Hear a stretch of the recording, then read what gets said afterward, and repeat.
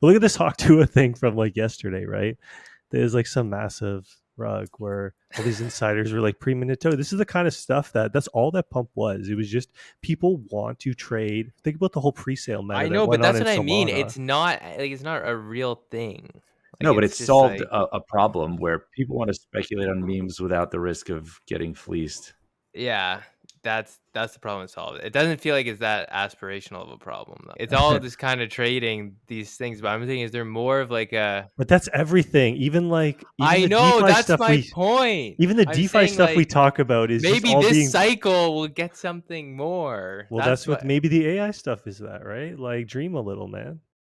Nothing said on the Hivemind is a recommendation to buy or sell securities or tokens. This podcast is strictly for informational purposes only, and any views expressed by anyone on the show are solely our own opinions, not financial advice.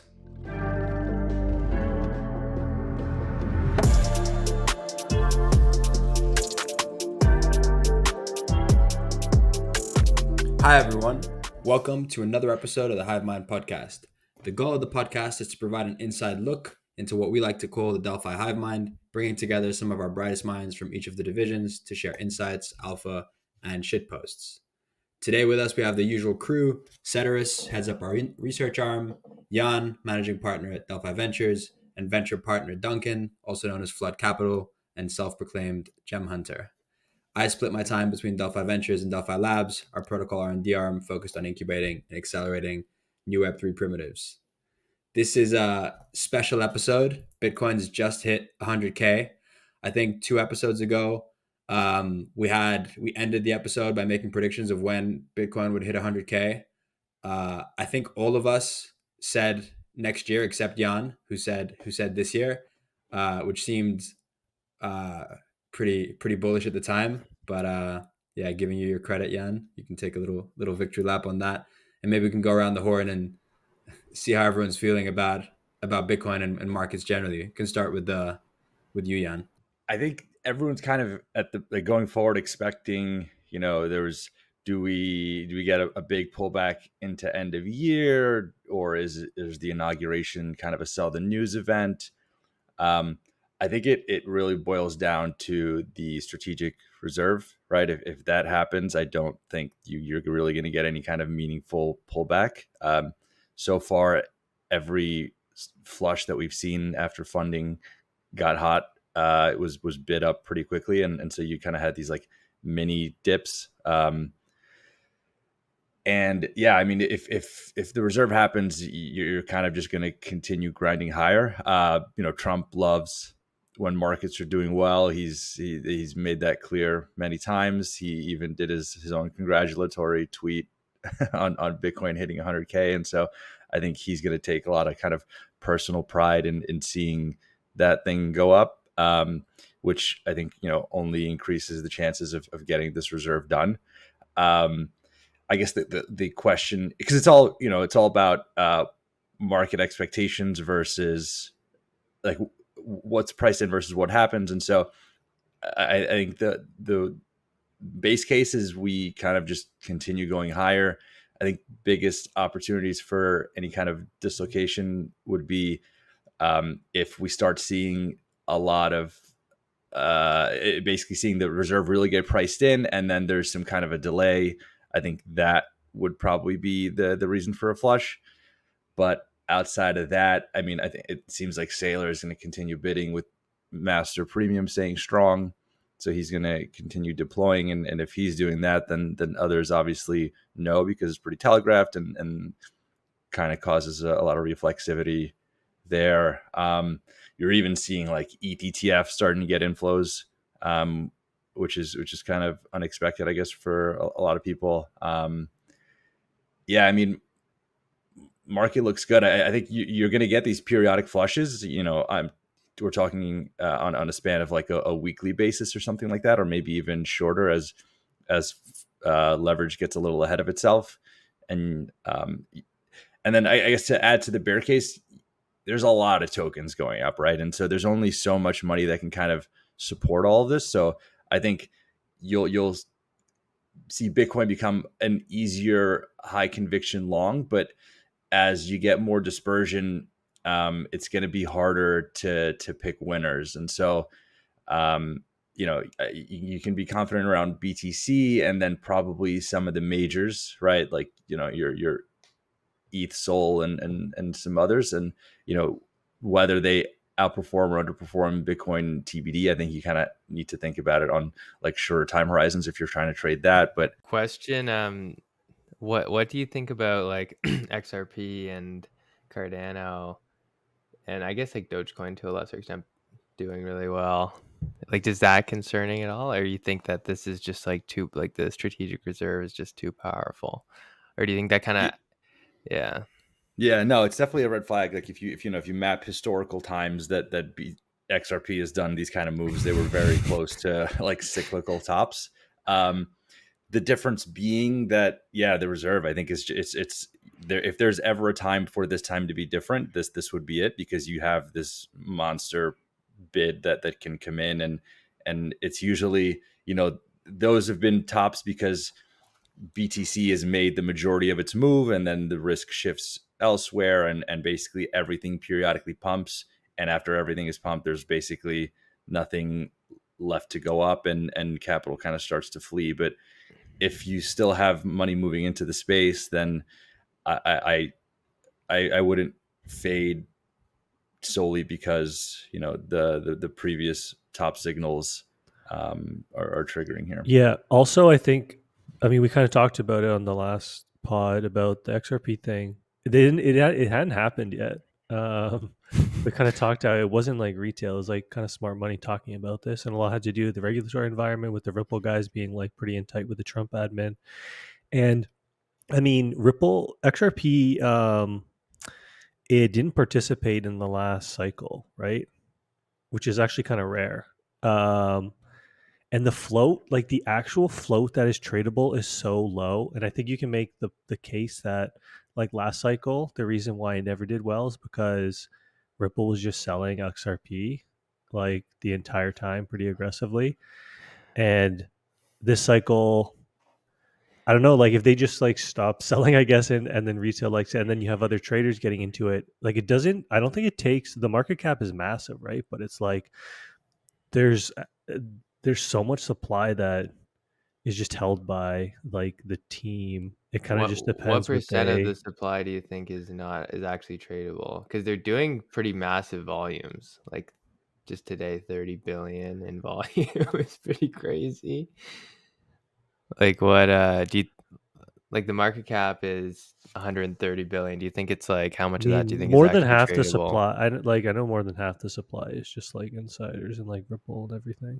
I don't know how much is actually being traded. And like, listen, I'm like out on the Dino coin rotations. Like, I'll let other people play that game. I just know that I'm gonna lose money if I do that. And so, like, if you told me today that in a month XRP is $10, I would be like, honestly, yeah, maybe. Like, I can see it happening No because way. like it's just, I think it's easier to move it than the market cap would like suggest. In, on So the yeah. just one, did you guys see the Powell comment about how Bitcoin's a competitor to gold and not the Yeah. dollar? dollar? That He sent seemed like BTC. ridiculously bullish to me. It seems But like he he just sort said of that like, before, I think. That's not Yeah, like the but this first time time we had saying that. momentum. Yeah, did he? that was He two said that birds, one before. stone. Yeah, I saw that he said that in 2021 as well. Yeah, it's a good way to deflect away from this being a risk to the dollar while also winning favor among all the Bitcoiners. I guess I think like going back to what you were saying, Jan, about like Bitcoin versus alts, like, so do you think it's possible we just go back into the regime of like March, like once BTC kind of tops and starts consolidating, you see like obviously when it topped just like recently, just before 100K, we saw Bitcoin dominance fall a good chunk, and then we had a lot of these alts run. But do you think, because I agree, like the Bitcoin strategic reserve seems super powerful, and if the US is buying, that's probably going to make other sovereigns buying, and it's pretty hard to fade that when it's literally the people with the money printers deciding to buy Bitcoin. But on the alt side, do you think it might be a situation where Bitcoin might top or go under a period of digestion, and then alts like just fall off a cliff, like kind of like what we saw after March and earlier this year? I think if they'll nuke for sure, assuming we're at a like very frothy point, right? They've kind of been trending higher with it. Funding's been going nuts, and you've seen anytime it pauses, like lots of things fall 5% immediately. So I imagine you get a flush, but I think the difference from here in 2021 is that not everything will bounce. You've seen things that bounced really hard a few weeks ago, no longer bouncing, right? Like certain memes just don't have the same bid that they did. So I think, what ends up happening is there's still this hot ball money around, but there's so many alts that before you'd see everything kind of pump uniformly, and now it's you kind of have to get ahead of the next narrative to some degree, and it's a hard game, right? It's like if you can nail that, you can really do well. And I think the best thing to do is not to try and get ahead of every single one, because you'll end up just being late to a bunch. It's two things. So on one hand, you don't want to be the first one in, because there's a chance like you're going to have a higher hit rate being like the second or third one in once you see the trend happening. But you kind of have to have like a few potential trends in mind and then see which ones are picking up first and then immediately hopping into those, rather than I think trying to be the first money in. Because like you'll make more than being second or third, but there's a much higher rate of missing at the same time. So I'm personally not trying to nail the rotations at all, and just kind of staying put in the stuff I'm high conviction on. Like, Well, that's I'm and it's definitely moving partially the into fact new that narratives. I'm not. I mean, I have like, I'm not. I know that kills me in the bull market, not just in terms of returns, but also just like mental strain of just like keeping up with a bunch of different narratives, trying to catch them. And I think the one thing to remember in the bull market is all you need is one in size that you have high conviction on, which brings us to Ethena, which we'll talk about No, but I was gonna say though, in the later. narratives, it's like, yeah, it's important that you're not rotating between every narrative. But when you recognize a narrative that seems like pretty likely it's getting much, much bigger, like the AI stuff, that like doesn't make sense to just ignore that, in my opinion. Um, this is like the first thing, and we kind of talked about this a while ago. But like this meme coin speculative capital was looking for something else, and I think a lot of that is going into the whole like AI narrative. Yeah, I agree. You should have some exposure to the AI narrative. I think we've been talking about that for a while on this show. Yeah, I agree Um, with your point of not trying to catch. That's what I said. Like, you don't need to I just think catch the going XRP move. You don't need to catch the Litecoin move. Like, coins and you're then gonna, animal memes back to AI memes to yeah. Ripple memes. Like, I just think that stuff is uh, it's just tough to. I think there are very few people making money trading like that, and also just knowing what you're good at and what you like to do. I think, and like just doing, like, especially if you've had a cycle or two, like not trying to. Yeah, I was listening to 1000X. Avi was talking about trading like the Dino coins once they've moved, and like that's something I would never do. Clearly, it's working for him. I think everyone has their own. Well, And like this if is, diverging in the bull market is the worst thing. It's like the way you can cost yourself the most. I think. Like but yeah, Chase. your point about like what do you actually care about too. Like, I was talking to Jason about this, um, who likes trading the animal coins and all that, and I was talking about the AI stuff, and it's like the AI stuff, I actually have a genuine interest in trying to figure out and trying to think about like how that can evolve. Whereas the animal coins, I have literally zero interest. And so the odds that I'm going to do just as well on animal coins than like the AI agent stuff is like way lower, right? Because I just don't have like a natural interest. I don't care about it. So I think it's important, like, yeah, your point of like staying in your lane. When it's a bull market, you see a lot of people, you see a lot on like Twitter, you see a lot of, um, yeah, it's just a lot going on, and being able to like kind of be, I guess, like Zen Yeah, and you have like to fight the Yeah. FOMO. Not FOMO, not be like coping about everything. Like, you're going to miss a ton of stuff. Um, you just need to kind of like relax. Yeah, you're gonna Yeah. miss most things, and then the last thing you want to do is start like rage chasing because you're missing, and people on Twitter are going to say, like, they're going to pretend they caught everything because part of it is just building a follower base, right? So don't take that as, oh man, everyone's doing well except me, and so now I need to compensate somehow. Like the last thing you want to do is kind of lose your mind doing that in a bull and just massively underperform because you're late to kind of everything because you're chasing. Yeah, whenever someone messages me like, "Oh, this coin's up 100%," I'm just like, "FOMO is the mind killer." Just like find a few things that you have like high conviction in or feel like the fundamentals are good, concise into, and just wait on, and then just like wait. Like you'll probably get your turn.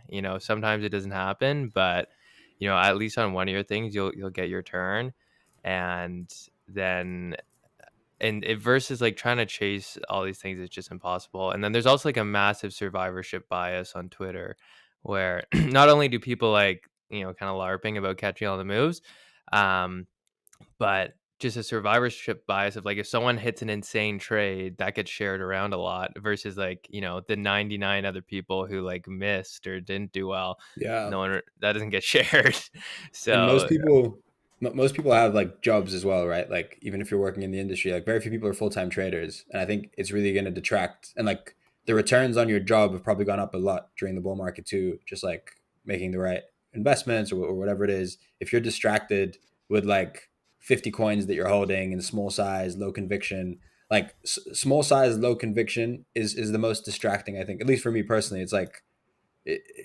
you just forget about it, then you feel bad, like, I forgot about this thing and it's dumped now, or like, you feel bad that it pumped and you didn't buy enough. You feel bad that you missed it. Like, yeah, I think doing less things in bigger sizes with conviction and remembering that you really only need one, and you're gonna get, and yeah, that's kind of how I prefer to operate. But Yeah, and part of the real benefit of operating with conviction is that you're not constantly, if you're low conviction and you buy something and it pulls back, and now you're just like kind of second guessing the entire situation, right? And so you're constantly in this unnecessary like mental battle of, oh man, it's down. Should I sell? Is it going to keep going lower? Whereas if you can actually build conviction, then if you have dry powder and it pulls back, it's an opportunity. And then if it doesn't and it goes up, then you're just like, oh, I should have bought more. But like, all right, sure, but you're still doing well. So it's also just it makes dealing with pullbacks a lot easier because you view them as an opportunity, not as a mistake kind of thing. And this is like yep, why I avoid Dino coins, because I have zero conviction in Dino coins. And so the minute I yeah, buy XRP, it's going to dump and I'm going to feel like an idiot and I'm going to have absolutely zero conviction to like hold on to XRP. You know what I mean? yeah, imagine owning Swift though, Ceteris. Did you see the Gort tweet about it? I think that's what I'm This is so quoting. good. Yeah. All right, do you want to move on Yeah. to yeah, go ahead, go No, I on. was gonna say like the all the tweets. I mean, the humor is unmatched. Just like market cap, it's one of those like stupid metrics that they need to compare because they don't have price. Yeah. I don't know. I'm kind of thinking about what Murad said about like the meme coins and how you're kind of just like stripping away a lot of this other stuff. And it's just like comes down to the coin and there's no kind of illusion that it does something. But I feel like a lot of these dino coins is kind of like that. But instead of selling them on the narrative of like, okay, like, this is a dog that's cute or something like that, you're selling them on like the narrative that like this could be the next like innovation in finance, even if there's nothing really there. It's just a much more compelling pitch that you can like pitch to a lot of people. Like I was watching a TikTok video that got sent around on XRP, and it's like this guy's saying that all the real world assets are going to be tokenized and put on XRP, and like it's going to have an XRP stablecoin that's going to be used for like cross border payments and like embraced by like the US government. And, who knows the degree to which that stuff's true, but that sounds really No, convincing. I mean, listen, like XRP is a real cult, right? Like people are trying to make cults for meme coins, right? But if you're trying to like make yourself a cult, it's like too obvious. You're not really a cult. These XRP guys literally DCA'd for like 7 years, right? With it going nowhere, and have never changed, have never wavered in their conviction, right? And listen, like now they're winning, right? But that is like an actual cult, right? And you can't the XRP thing is just such a fascinating like case study, and that's something that you can't really recreate in like, because you want to make it in like your meme coin, right? Um, so Well, it's Yeah. so much more like it's such a bigger idea to believe in. Like this is gonna completely change how finance is done versus like, oh, you know, this dog is cute or this dog is ad or something like Or whatever we're it gonna is. take this coin to a price above the price of the S&P. yeah, that's got to be That the was dumb. I'm sorry, that's like the dumbest meme in the market. it's a Want to cult. move? Yeah, Yeah, let's do want to move? hyperliquid. I think you probably have the best. You've done the most coverage on it. Do you want to maybe summarize just like the key stats of the airdrop and what happened, and then we can go into just discussing. I I think so. It gave away what 30% of its supply, think it was Yeah, 30%. right? 31. And it was all to community, and it's trading at I think what 13 bill fully And diluted right it now. was well over a year points campaign, right? It went on Yeah, for it was like a year long points campaign. So yeah, I mean, I don't trade perps, so like I didn't use it. Um, I think so. Now Hyperliquid is basically what you want to talk about, like the product. I think like a lot of people have been as they do saying like this is how Hyperliquid has shown this is how you do this is how you treat your community, like huge airdrop, no insiders, no VCs, and like this is going to be the playbook going forward. And I disagree, but maybe we can go around. Yeah, I agree with the that too. same. Basically, Hyperliquid I mean, created a product people I agree that they wanted, did really well. Exactly. Yeah, and they launched a right? market. And they launched in a bear. And so the challenge for like Hyperliquid now is right now Hyperliquid is 4 validators in Tokyo. Okay. They're all co-located, they're all beside each other. It's basically operates like a centralized exchange. And so that's the reason why it was such a good product, right? Um, is because of that. And now people are excited because they're going to add the Hyper EVM, right? And so they have like Hyperliquid right now is an app chain, right? It's like this perps app chain, which I mean, every app chain that's been successful has been a perp chain. um, and it's such a massive market too, right? Like you're talking decentralized finance. It's like that's like the holy grail. And you've had all these perp exchanges over the years come and go, right? Like Synthetics, GMX, DYDX, I think perp protocol, right? And so there's a lot of churn between it, but the theoretical ceiling is so big for it, right?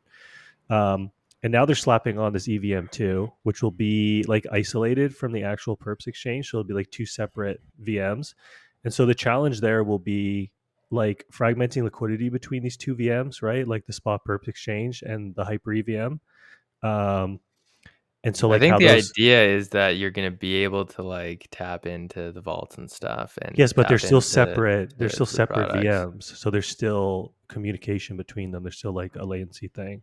And also they want to like become an L1 and like decentralize, right? And so when you have a system and you're coming to consensus and you have 4 validators run by the same team that are in one spot, you can come to consensus very quickly, right? Like that's part of why it had such good UX, which is you ask like anybody, what's your favorite perps exchange? All these I've talked to a lot of like traders, they all love Hyperliquid, right? HyperLiquid. And so that's basically the challenge. Like the upside, the bull case is that they keep the same great product. They add this EVM stuff on. They get all these other EVM applications. It just becomes this massive L1, right? Like high throughput L1.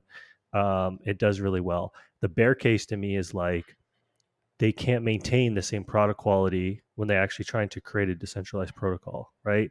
Um, because it's just a lot challenging when you're communicating across the world trying to like come to consensus, right? There are like physical limits or bandwidth limits, right? This is like the whole Solana thing: increase bandwidth, reduce latency, right?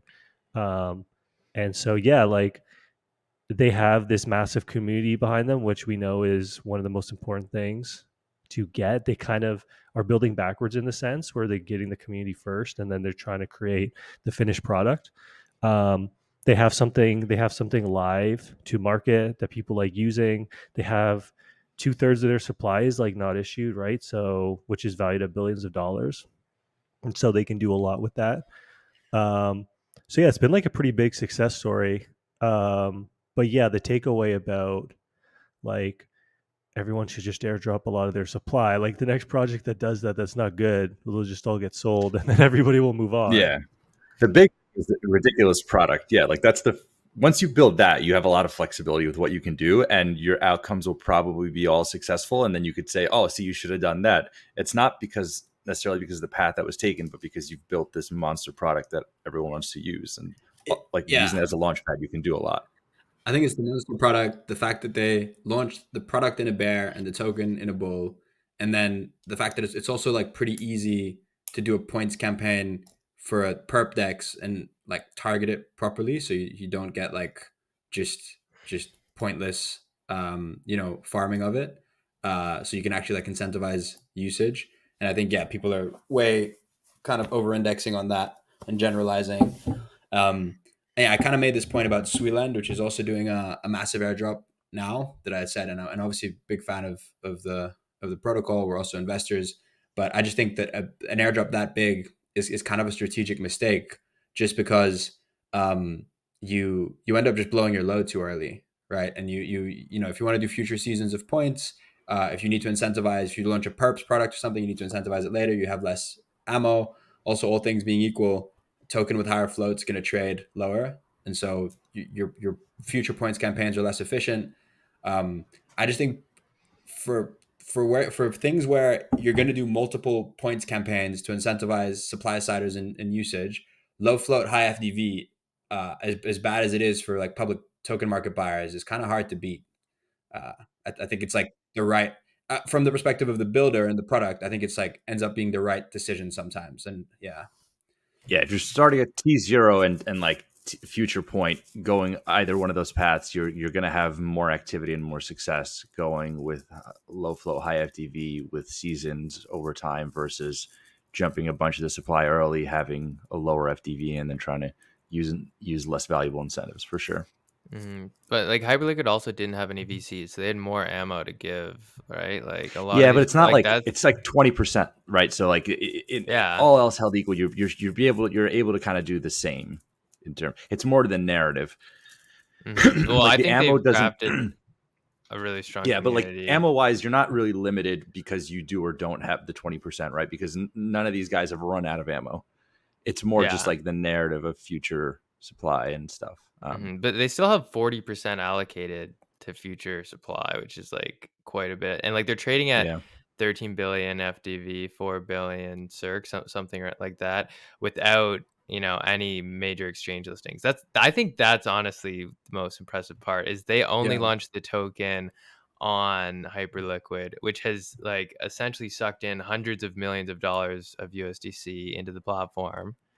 And they just did an all-time high volume yesterday. I think like 8 billion in volume yesterday, and then hit an all-time high open interest. So like I think how they did it was pretty ingenious. Launch on their own platform, suck in like hundreds of millions in capital, and Yeah, the bridge contract to Arbitrum, I think, was also pretty yeah. smart. It's kind of the thesis we've been talking about for a while, where I don't know, I feel like centralized exchange is kind of like alongside, I'd say, stable coins, probably the two killer apps of crypto. I think if you have a centralized exchange that people want to use, you can probably vertically integrate upwards and build the rest of the stack, like an L1 and things like this. And that's kind of the bet that the people are making here, right? That these guys have the traders, they have the retail flow, and now they can actually build an L1 around that, which I think is a makes sense. Yeah, and like 1.5 billion of USDC, which is like a lot, Yeah, right? Like that's a lot of USDC. I guess, Setters, I had a question for you. How difficult do you think it is to like slowly decentralize a validator set versus like building the product? Because I guess like that was kind of the bet they took. It's like we're gonna build a really great product and have a lot of users and like build the killer app first, and then we're gonna decentralize the validator set. Whereas like some other teams work the other way, where like they want to have the chain working fully I mean, and you then build the can, killer app. yeah. I mean, you can. They have like their hyper BFT consensus that they use. So like they have a consensus mechanism, right? It's like derivative of hot stuff, which is like comes from tender. It's like instead of 3 slot, it's 2 slot. Anyways, um, so like they can theoretically like do it. They have their test net now with a lot of validators on.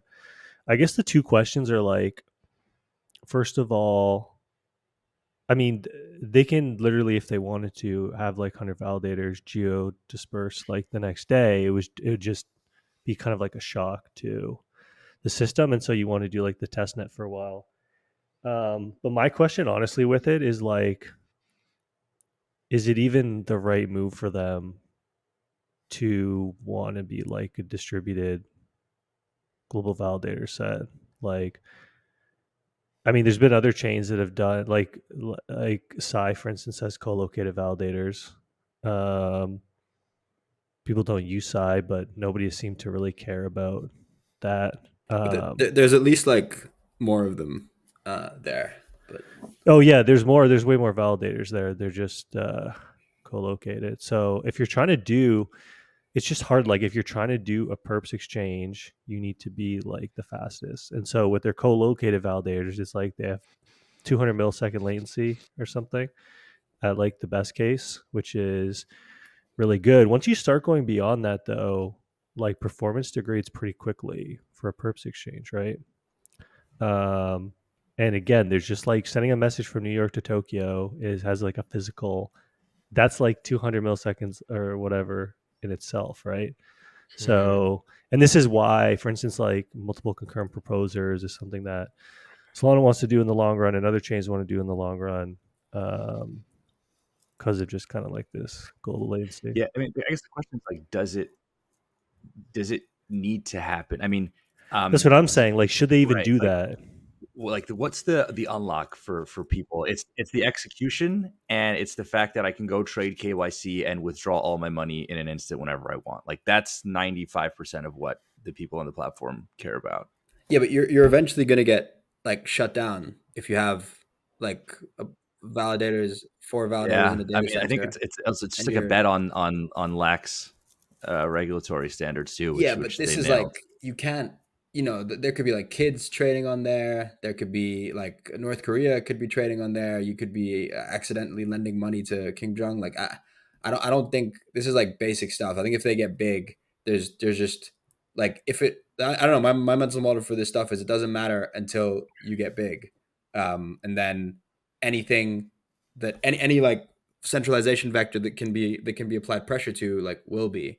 And if it's just a data center, it's like extremely easy to stop, and it's also like a lot of liability for the people running the validators. And to some extent, I do think that the them decentralizing and becoming an L1 is like baked into the price right now. Like I think if they said we're just gonna keep this data center model and you're gonna have KYC-less trading, then it starts being priced more like Rollbit or something, right? Like To some degree. So right I mean, now, Rollbit like is custodial, so it is different still, but I mean, it's kind of different. I think it really like, so if you think about like valuation stuff, it's in like TradFi for a lot of, I think some of the most important things are kind of growth, like things that grow quickly have higher multiples, but whereas others that don't. And then also a big one I think in crypto especially is defensibility, right? A lot of when you're doing multiples, it's because you're thinking long term, right? Whereas crypto, things fade in and out pretty quickly, and so I think what you've seen is a lot of fundamental plays typically have very low multiples, because it's you know they're typically cyclical, so you have that issue, and then it's also you don't know what this specific space is going to look like, and we haven't really had dominant players remain dominant for extended periods of time, particularly on the DEX or decentralized Mhm. side.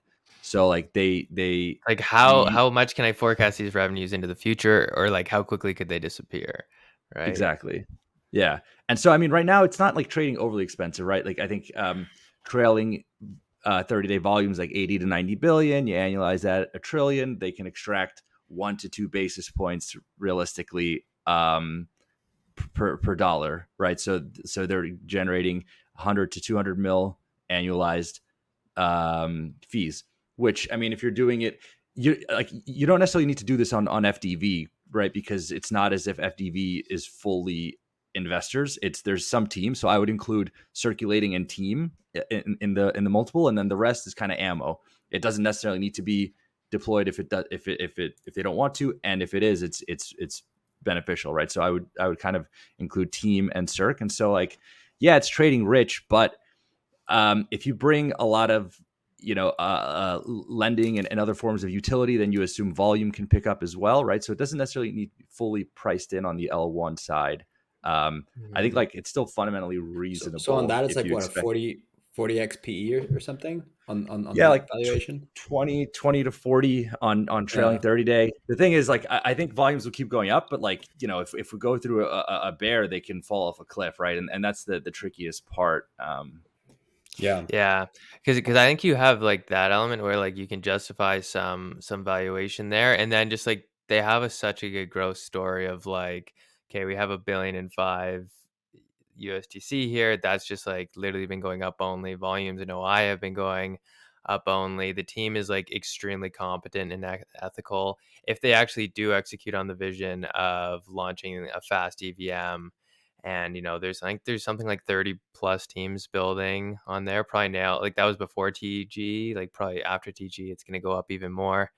um then you have, it's like, okay, like why can't, in a lot of people's minds, like why can't this compete with like a base, or why can't this compete with like a sui? Just, I know Ceteris is different on a technical level because of like decentralizing the validator set, but from a narrative and actual like perception level and user like UX level, it doesn't feel that different. So to kind of like think a few steps into the future like that, I think is not unreasonable. And you also have the other catalyst of like, this hasn't been listed on any major exchanges yet, right? And they didn't give any allocation to like market maker exchanges, investors, anything. So if like Binance or OKX or Bybit or whoever wants to go and list this spot, they're gonna have to go on buy hype, then go list it. Like there's a lot of kind of interesting catalysts that are yet to come. They haven't launched staking yet. Like that could be a huge supply sink. And it is truly like the community is like extremely strong. And you've just made like all your community members rich. So there's a lot of ingredients for like a pretty massive bull market run here on both the fundamental side and kind of like the narrative side and just usability side. Do you think there's a world where centralized exchanges kind of all band together and try and not let this get listed? Because I'd say, it's definitely the product that's been that has the highest probability of really kind of disintermediating them, right? DYDX, but that kind of never got big enough to really be like existential for them. But this potentially can. Yeah. Is there a chance that like they don't want to list it? Bybit listed perps already. Like maybe they just list perps and don't list spot. But even if they, like, the cool thing is, even if they don't, like, it's literally like on the night of TGE, like all these centralized exchanges had to suspend Arbitrum USDC withdrawals because like HyperLiquid sucked in like 200 million USDC of deposits, which is like a massive amount of stable coins, right? Because all this stuff trades at, $1 of inflows in stable coins adds like, a multiple of that on market cap. So if they don't list it, then there's just, and HyperLiquid continues to do well and there continues to be kind of hype around it. It's just going to keep on, attracting USDC. So yeah, I could see a world where they do that, but at the same time, like they're kind of like vampiring them because this is like the hottest launch of the year and they're just sucking USDC onto their platform. So I can see there being a very good bull story here. I definitely also understand Ceteris and Jose's points, but like, while the bull market is hot, I could see this being like a pretty big story. Like you have like people like Ansem being like, this is like Sol last cycle, right? Like that is the narrative on Twitter, which is obviously like pretty big. And I think a lot of people are don't have any exposure to it either. Yeah. No, you need crazy comps for it to really run. If you start, comping it to something 2 to 3x, it's not really gonna run. But if you start memeing it as an L1, then yeah, like animal spirits can take over. Yeah. Do we want to move on to just what people are bullish on right now? Like what your guys' portfolio looks like? Yeah, I think that's what we wanted to discuss here, right? I continue to be bullish on Ethena, as I've sort of been harping on this podcast for a while. I kind of posted our internal chat today. the YTs have the Pendle Ethena YTs have just gone insane in terms of yield. Like they a few weeks ago, maybe a month ago, they upped the points on the SUSD YT to 30x and on the USD YT to 50x. And I don't think anyone really noticed because it didn't reprice. And so this thing has just been paying out like equivalent of 700% APR, like 200% ROI until March 2025, like March 2025, which is when season 3 ends. And you can basically, like if you want to, you can lock it in and hedge out the ENA, and you're actually getting paid for it right now. I'm long. No, because you understand it better, and maybe you can I just you want to understand know it. like what You're probably the. as It sounds like I don't know. It just doesn't sound real. Like it locking sounds up too the good to be X true, yeah. And what I'm stable. saying is, Jan, you understand it. You've been as deep into it as me, and so probably you can just play devil's advocate or whatever. I mean, the biggest risk is obviously that like USD collapses somehow. We've covered this in previous episodes. We have thread about it, like the risk of that. I personally think those risks are. I mean, obviously, I have 90% of my stables in this thing, so I don't think the risks of that are high. And also, if you hedge out the ENA, I do think you do well even in that outcome, right? Because the idea is like, all right, you buy the YT, you lock in like you, and then you short ENA the amount that you're expected to get at the end of season 3, and then once season 3 you get your airdrop, you sell it and close the perp, right? And so if USD like collapsed or whatever until then, your ENA perp I think would print and probably more than compensate for your principal loss. Um, the risks are like, yeah, there's many risks. It's you're assuming that they're gonna pay out season 3. You're assuming that they're gonna pay it out the same way that they did season 2 and season 1, like 5% of supply. Um, if you don't hedge, you're assuming Oh, so that you the ENA don't know price, what like you don't actually know what like the points will translate into. you don't actually know. You're just assuming that it's gonna be the same as season 1 and season 2, which it doesn't Huh. be obviously. Um, and then, but with SUSD YT, the yield is actually like half. Basically, half of it is just pure like basis yield, and then half is points. So I think that's like a little bit more de-risked. And even if you assume basis drops down to like 5% and ENA price halves from where it is now, you're still making money on that. So there's like a lot of um, like space there. Um, and then even if you don't want to go into the YTs for whatever reason, like even the Morpho looping is paying out like 200% APY, again with all the assumptions I mentioned before of them paying out season 3, it being the same as the other ones, and all the risks of handle and smart contracts and all of that. Yeah, I not think like an advice. interesting impact of it though is like what it's done to the other stable coins. Because you can like if Yeah, you don't if you just want to hold like USDC or something, I think on Aave it's still like 15-20% or something just to lend like USDC yeah. because And I'm everyone's doing personally not this. hedged, to be clear. I'm just playing this on the long. I'm also like Yeah. a long spot ENA too. So yeah, and it has, yeah, the stablecoin rates have been like, it's just and also like Maker itself, I think like it's just a increasingly like an Athena wrapper. Yeah. I wonder when people realize this, that you're like like, and I think they're gonna to compete for SDI to compete. They just have to put more and more into Athena, and then why would you hold DI if like you're basically getting like a cucked version of SUSD? Um, so yeah, and I don't know. My like the reason I'm so bullish, Athena is sort of the same reason I was bullish Luna back in the day. But obviously this thing doesn't have the reflexivity, the negative reflexivity, which is just that I think like I mean actually it's not the same reason because Luna had more of like a decentralized stablecoin story. With this, it's just like I think it's going to be the highest yield bearing stablecoin at scale, and I think over time yield bearing stablecoins just consume like normal vanilla stablecoins. Like why would you hold something that doesn't pay you anything if you can hold something that does? And over time, people get more and more comfortable with the risks, assuming nothing bad happens. And I think it just, and especially with their USTB integration, then you can sort of guarantee that your lower bound rate is the treasury rate. So then for crypto degens, like I guess the initial market, there's like what, like nearly 200 billion stablecoins on chain. Like I just think that's like the initial TAM, and then you have all the TAM from TradFi of people looking for yield on dollars that can like plow into this. To me, it's like I don't know, $1 trillion TAM, honestly, for a product like this if you really execute it properly. Yeah. Yeah, it's funny. CDP stablecoins just they haven't made sense in a while, but like especially now. Can you guys explain how the YT and PT points work? I'm just looking at the website right now. Seems super confusing.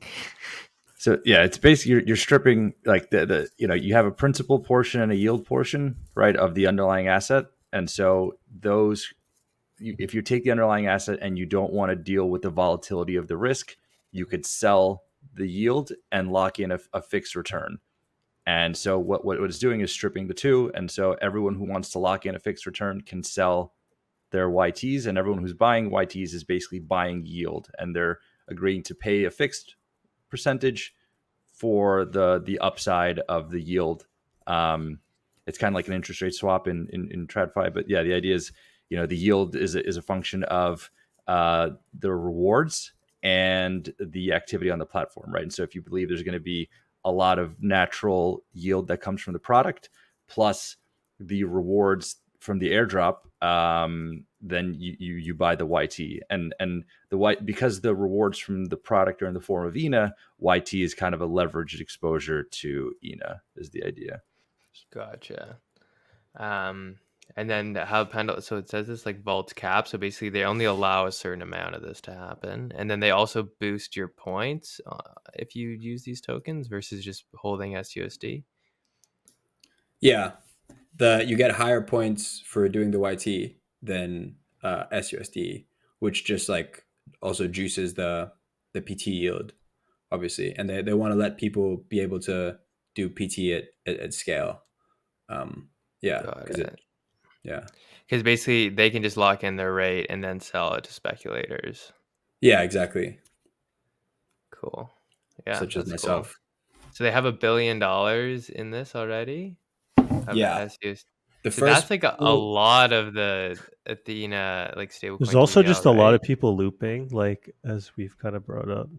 I just I haven't looked into it because I don't like hold it or anything, but I wonder like what there's got to be something out there. There's so much like leverage around this trade. Yeah, it really depends on kind of the liquidation process, right? If on the Morpho, loops there's no are real risk. right, it's not an index price. Exactly. Yeah, so like the unwind can't happen because someone dumps into thin liquidity kind of thing. Because it's based on what? Because Morpho lenders just take the price. hit, right? Well, it's a fixed price. Yeah, it's more so the assumption that the dislocation would be very temporary, right? And so there's no need to force this monster unwind for a very temporary dislocation because Ceteris is right. Are collateralized. That if there was a not temporary dislocation, then Morpho lenders would take the hit because the prices are hard coded to 1 to avoid like liquidation cascades on thin liquidity, basically. So do you guys like Morpho, Euler, Pendle, Aave, that type of stuff in a bull market where it's just like you're just as these products kind of grow and they offer more leverage and more flexibility, do you like that sort of stuff? Yeah, it's kind of going back to the whole valuation thing. I mean, if you try and do Aave valuation, it's pretty uncompelling, right? It's basically a bank. It lends at a higher rate, it borrows at a lower rate, and it keeps the spread. And so it's been one of actually probably the best ways to play ETH recently. I haven't been in that trade though. I think part of it's just like the Lindy element, and the fact that it's pretty slow and steady upside or like in terms of returns, has allowed it to trade at a kind of a crazy multiple. But I don't really ever see it growing into it. So I've been wrong on the trade, but I guess like trade and fundamentals are two different things. I feel the same thing about Pendle. Because Because I'm trying to I think, mean, like last cycle, yeah. Maple was huge. Like Maple was pretty big. Like any of these kind of DeFi primitives that allowed access to leverage were really big. I feel like Maple was the big one, and then it's kind of all of this CeFi, DeFi, under collateralized stuff like Genesis and all that shit that blew up. But Well, can like, we talk about how like all the best tokens recently are all CeFi, DeFi stuff? yeah, Athena, Like HyperLiquid. Athena, HyperLiquid, XRP, Tron. There's something else. he ate the banana, Um, bro. yeah. Solana. Just Eat kidding. the banana. Add 15 billion in market cap.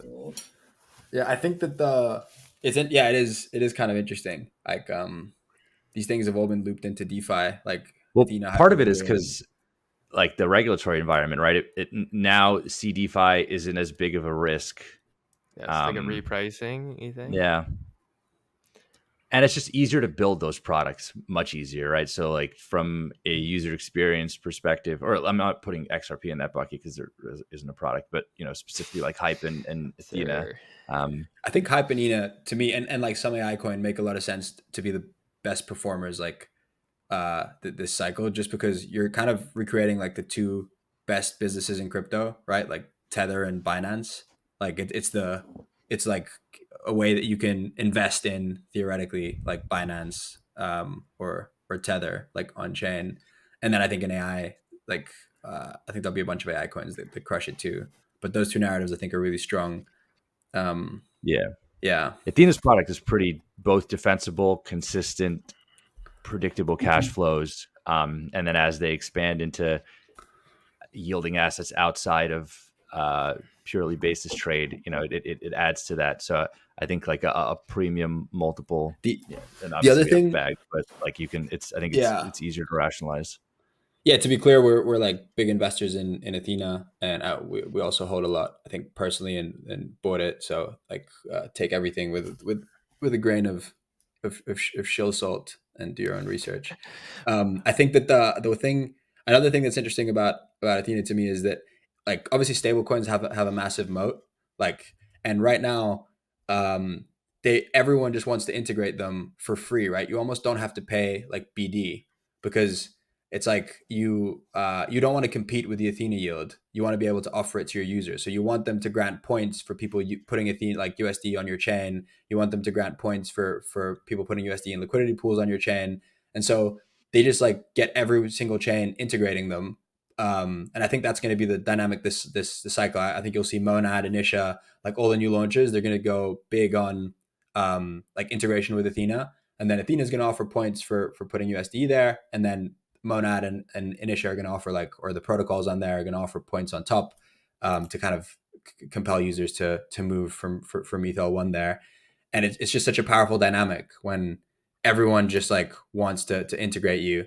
And the other thing with the mode is that like, because of this points and like huge FTV, you just end up having a bunch of like people stake USD or lock it up in Pendle or whatever, and that's just like leverage on the basis yield that they can offer to the SUSD people, right? So it makes it really hard for anyone coming in to really compete, and it also makes it so that even if you're doing it yourself, like you can't get as high a yield as actually you could from using like Athena's product, which is like super powerful. And then yeah, I think obviously the BlackRock integrations, the USTB, I think guys just been like absolutely crushing execution on this thing. Like yeah, And like no so other. with like, so I think there's like something like 4 billion it's in TVL and Athena, right? Something like that, 4 billion. So a billion of it is I in think it's nearly 5 Pendle. now. 5. So a billion of it is in just this Pendle, like March 2025, and then like there's a lot of it in these products. Like what do you feel like that? Yeah, like as Cedar says, there's a lot of leverage involved. Like what are kind of the unwind risks Well, to I this? mean, I guess I don't necessarily think the fact that it's in there is bad, because it's not as if the yield, they're able to generate a meaningful amount of returns on that yield, right? So like Mm-hmm. it's not as much like why it's there, but the fact that when it's there, it's actually being able to be used productively, which is more so, the harder thing is not to get the money, but to actually be able to use it in capacity and use it productively, right? And so the fact that you can do that is really the harder problem to solve, and then everything else is just kind of like customer acquisition tools. I think like, yeah, if you wanted to think about, I don't necessarily know that there are bad unwinds here. Maybe you can argue it suppresses price to some degree because people are hedging, right? And so, like if you look at Ethena, it's consistently had flat funding in an environment when everyone else is going up. And so I think there is some evidence of that taking place, which probably just adds for some like short squeeze fuel in the future. Yeah, I mean, I think which is probably bullish. they're very Yeah, exactly. reflexive to funding rates, right? Like you kind of saw Yeah. it in like earlier this year when funding rates went down, like supply of USD contracted pretty heavily. Let me actually look at what it was. I think it contracted by like a couple of billion. But it contracted pretty heavily, and also obviously Ethena price is like super reflexive to that too. Do you feel like the more the risk is in Ethena, just like chopping or like being very reflexive to this rather than in the actual stable coin? Yeah, that's my assessment of it. I want to be careful recommending stable coins to people. Like to be honest, but yeah, my assessment is that I'm invested and just chatting with Guy about it too. He's very aware of that, and his like goal isn't to just kind of grow at all costs either, and realizing it like once it does, as it gets bigger, the small mishaps are amplified, right? And so it's all the kind leverage. It's just that the fact that it's CDFI makes it like so much safer. And unfortunately, right, because you don't like the capital is in a custodian. It's not like on chain on smart contracts really. Their exposure to any single exchange is just like the short leg of whatever exposure they have, right? So because the capital is in a custodian, so it would only be if the exchange went bust and they were short, and then the price went down or whatever, they wouldn't actually have that P&L. I didn't explain that very well, but I guess you know what I mean.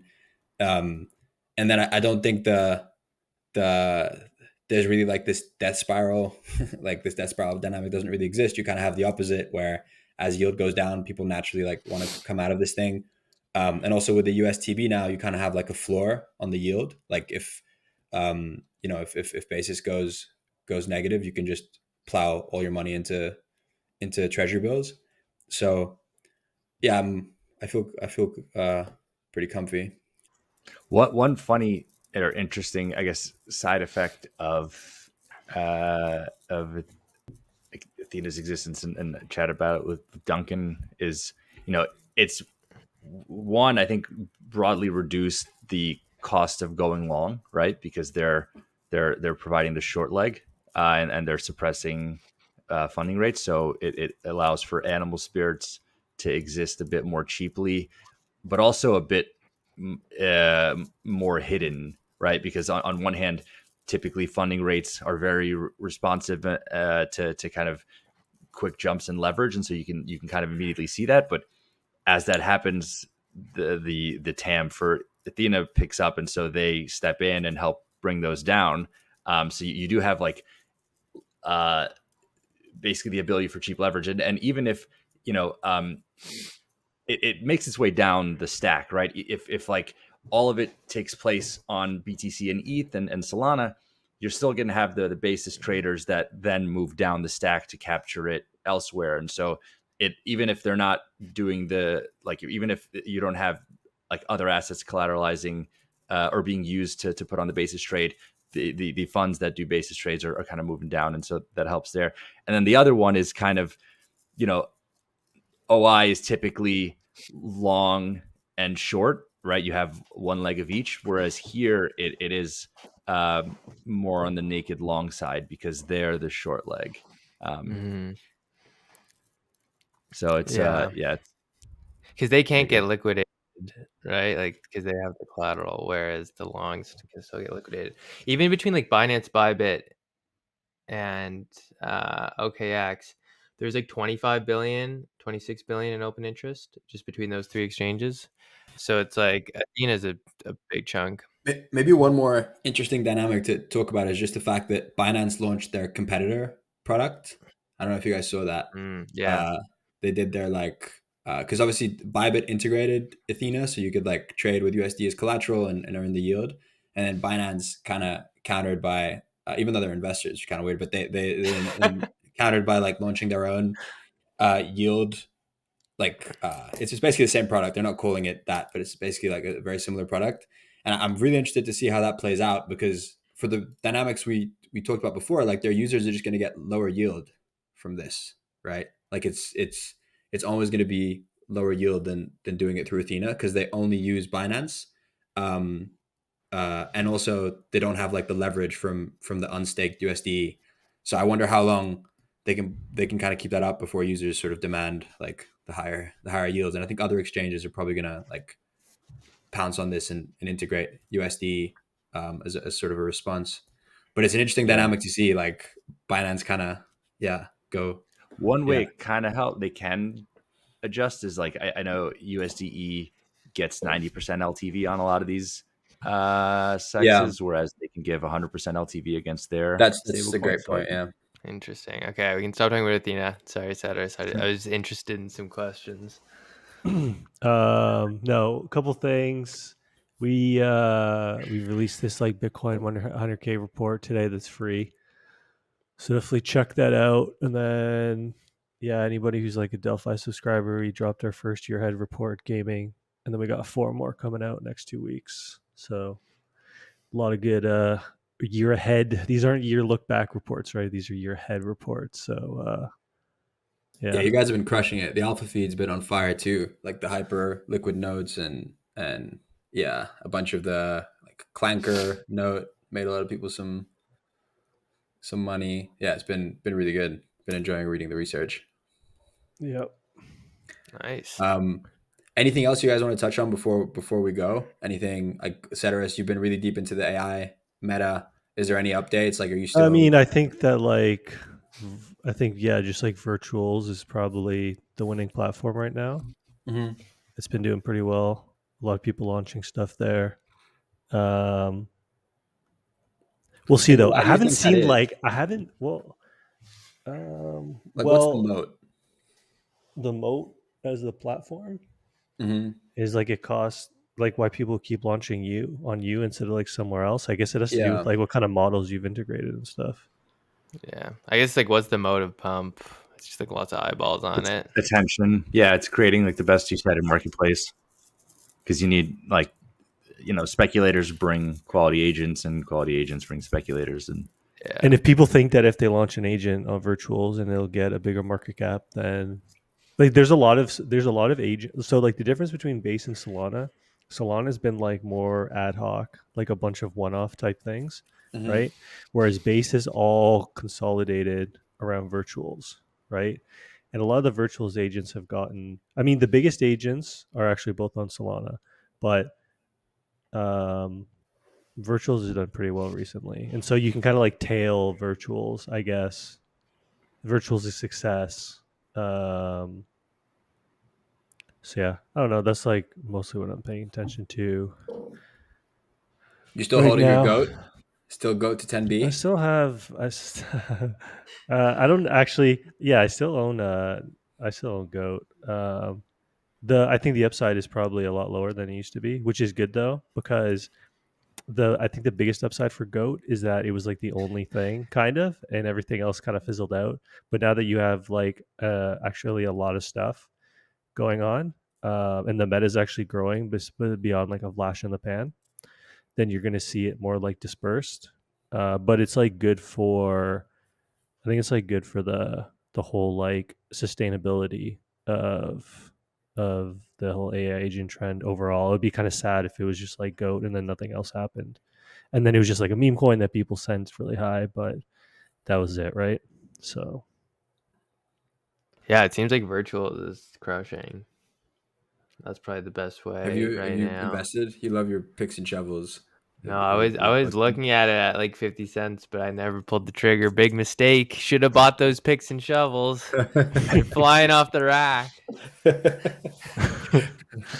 Yeah, they don't make any more of them, right? So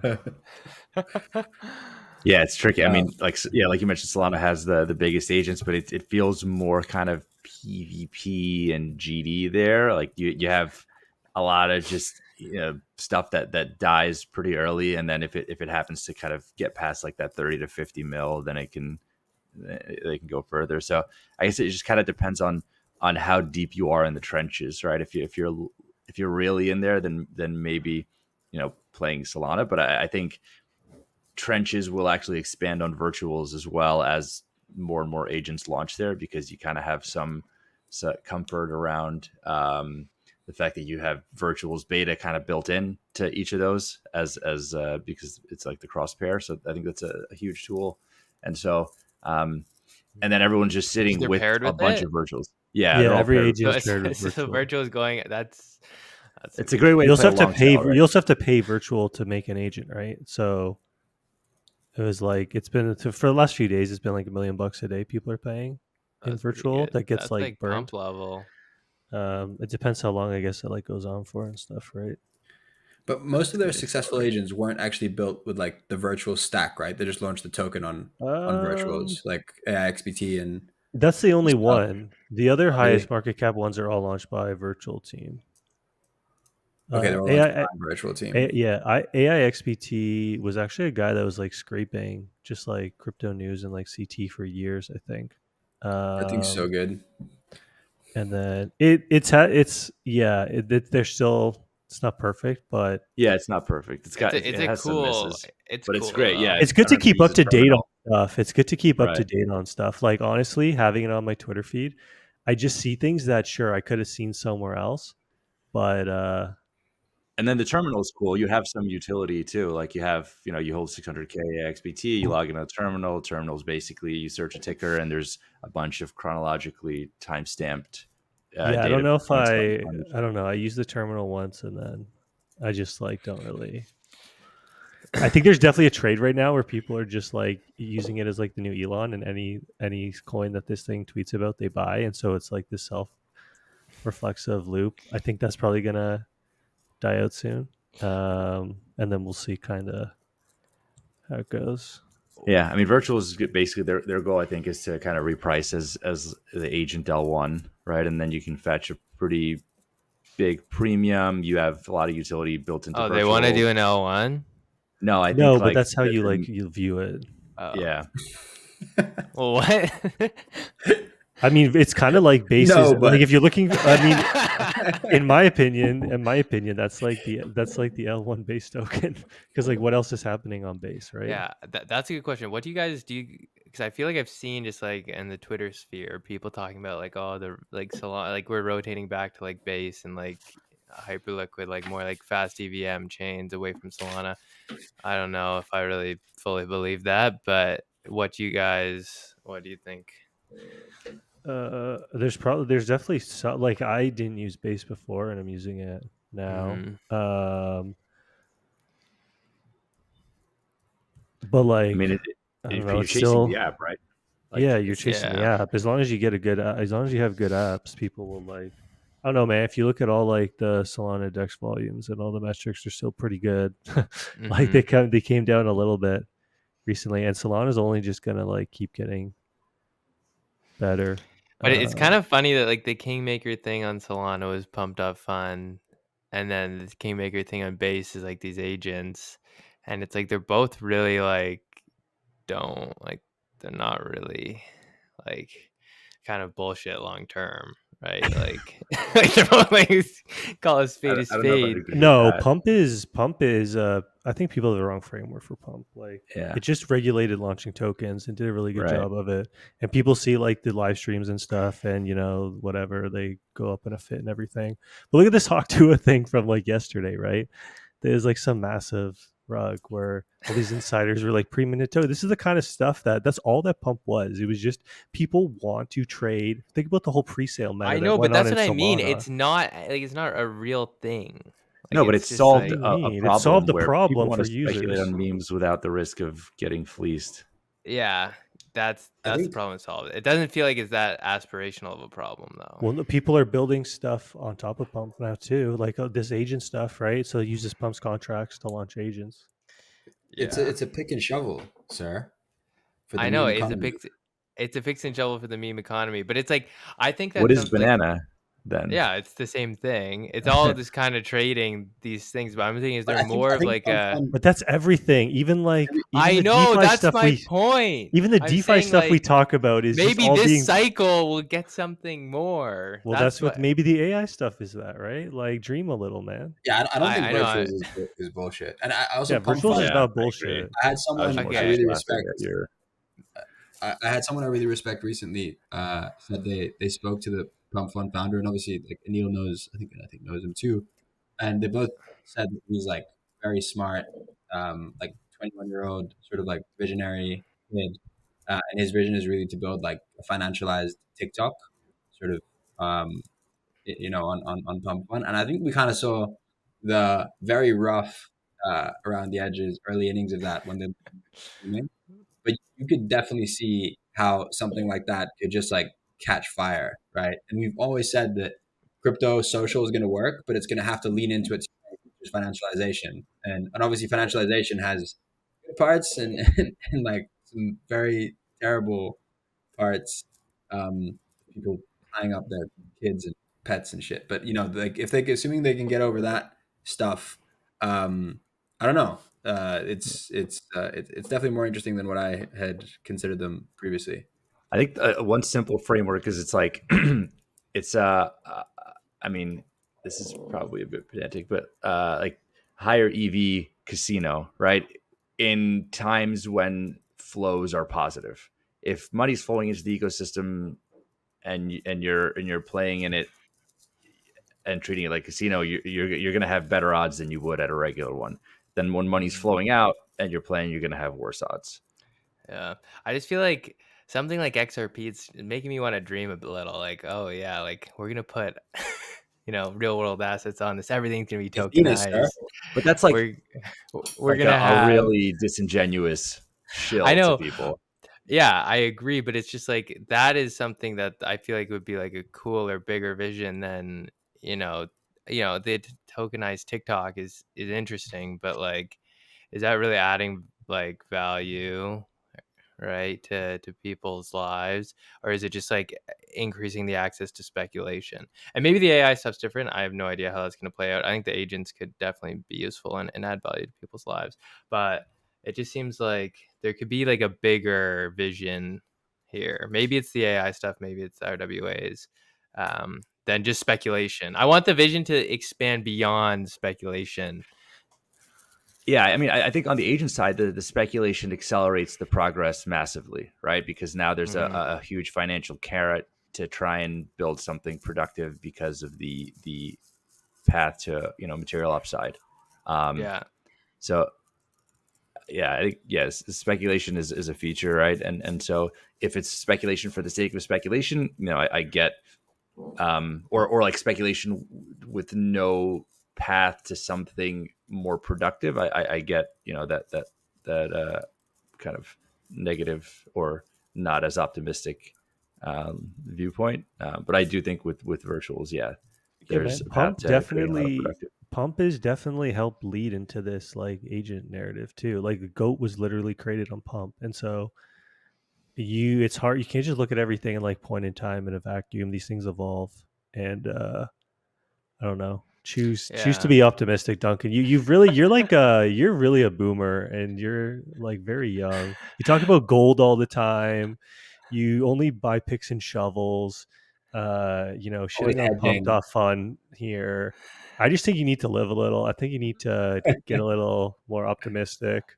Maybe take up like a nicotine habit or something. I don't know. Just like I something. want to be more optimistic with this stuff. It's just, and I get that it evolves, and maybe there's hope with the agents, but it's just like it's kind of hard not to see like a bit of it as just like one big casino. No, I think you can be optimistic but not delusional, right? Yeah. It's important not to be delusional. That's something I'm definitely not being this cycle. Is delusional. Even though I'm bullish on the AI stuff, I'm well aware that all this could go like 80% in a day, right? So Yeah. Well, I feel like the reason I got into crypto is because like Bitcoin, like what a vision. What a vision. And I'm really happy that it's kind of fulfilling that. But it's just like I'm trying to find something else that's as exciting as Bitcoin within this. And it can I don't know, the AI it stuff can be is like difficult. legit the first thing I've been excited about in a long time. And maybe that's like a mid curve take, but sometimes No, mid curve is the right position, you know? Yeah, no, the AI stuff could be cool for sure. It's gonna be crazy. Like, what's gonna happen? Like the humanoids. Have you guys seen that? Like the Tesla humanoids. It's like you put a decent AI in those things, and it's like, wow, a lot I of feel like I don't there's know, going jobs to be man. some like Remember, disappear. like, higher remember breakthroughs before Bonzi? that though, because of Maybe you're like, too. yeah, What? Maybe Duncan's too young, but there's this thing called Bonzi Buddy, okay? What's the little And you Bonzi could purple Buddy? like ape. install it on your computer, this little purple ape, and you could like ask it stuff. Imagine Bonzi Buddy is just this AI agent, and you actually just tell it to go do stuff for you, right? Like, and everyone's gonna have their own like little agent that's running these tasks for them. It's like your own little personal assistant. So you think ChatGPT now, that's just a chatbot. Like these things are gonna. Yeah, it's get that stuff is gonna be really cool. I just think it's like when you get Optimus like taking away all these manufacturing jobs or one of these humanoids. there aren't that many manufacturing jobs. Well, Like, maybe not in the US, but in the world there are. I but mean, a it's lot like of the stuff that's in manufacturing has already been automated by like specialized robots. You know, you don't actually need okay, humans, service like, jobs. all Like there's a lot of the jobs it can disrupt. yeah. Yeah, Like yeah. it's Anyways, everything. Anyway, yeah. We we're should going cut off. it though. We're way over time. Yeah. All right, guys. This Just is as really, just as we start getting into the important questions about where we're Well, heading. we'll save that for next episode. all right, guys. Um, yeah, good episode. This has been the Hive Mind. Thank you for tuning in, and we'll see you again in 2 weeks.